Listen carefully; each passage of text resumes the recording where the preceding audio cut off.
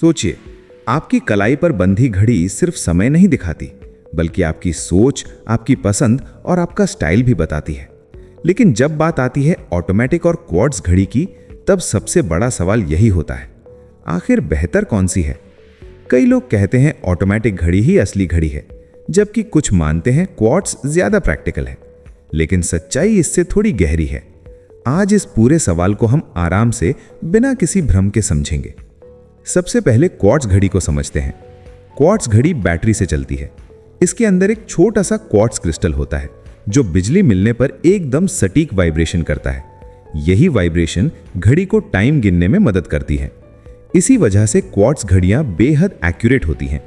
महीने में मुश्किल से कुछ सेकंड का फर्क पड़ता है। अगर आप चाहते हैं कि आपकी घड़ी बिना झंझट के हमेशा सही समय दिखाए, तो क्वार्ट्ज इस मामले में बहुत मजबूत दावेदार है। क्वार्ट्ज घड़ियों की एक और बड़ी खासियत है कम मेंटेनेंस। बैटरी आमतौर पर 2 से 3 साल आराम से चल जाती है। न रोज पहनने की टेंशन, न वाइंडिंग की झंझट। उठाइए, पहनिए और काम पर निकल जाइए।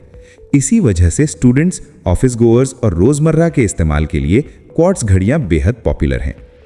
अब बात करते हैं ऑटोमेटिक घड़ी की। ऑटोमेटिक घड़ी किसी बैटरी पर नहीं चलती। ये आपकी कलाई की मूवमेंट से चलती है। जब आप हाथ हिलाते हैं तो अंदर लगा रोटर घूमता है और घड़ी अपने आप वाइंड होती रहती है। मतलब आप जितना ज्यादा पहनेंगे, घड़ी उतनी ही ज्यादा चलती रहेगी। इसमें एक अलग ही इंजीनियरिंग की खूबसूरती है। ऑटोमेटिक घड़ियां अक्सर उन लोगों को पसंद आती हैं जो घड़ी को सिर्फ एक टाइम टूल नहीं, बल्कि एक कला मानते हैं। इनके अंदर सैकड़ों छोटे छोटे मैकेनिकल पार्ट्स होते हैं जो बिना बिजली के मिलकर काम करते हैं। यही वजह है कि वॉच लवर्स ऑटोमेटिक घड़ियों को ज्यादा रिस्पेक्ट देते हैं। लेकिन यहाँ एक सच्चाई भी है। ऑटोमेटिक घड़ियां क्वार्ट्ज जितनी एक्यूरेट नहीं होती। रोज 5 से 20 सेकंड तक का फर्क नॉर्मल माना जाता है। अगर आप रोज घड़ी पहनते नहीं हैं, तो कुछ दिनों बाद वो रुक भी सकती है और फिर आपको मैन्युअली टाइम सेट करना पड़ेगा। मेंटेनेंस के मामले में भी ऑटोमेटिक घड़ियां थोड़ी डिमांडिंग होती हैं। हर 4-5 साल में सर्विसिंग जरूरी होती है, जो क्वार्ट्ज के मुकाबले महंगी पड़ सकती है। यानी ऑटोमेटिक घड़ी शौक और पैशन का खेल है, सिर्फ कन्वीनियंस का नहीं। अब सवाल आता है, तो फिर बेहतर कौन सी है?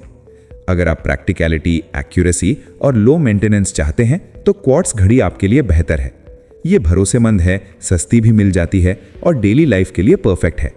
लेकिन अगर आप क्राफ्ट्समैनशिप, ट्रेडिशन और मैकेनिकल ब्यूटी को महत्व देते हैं, अगर आपको लगता है कि घड़ी एक इमोशन है, सिर्फ टाइम दिखाने का डिवाइस नहीं, तो ऑटोमेटिक घड़ी आपको ज्यादा सेटिस्फैक्शन देगी।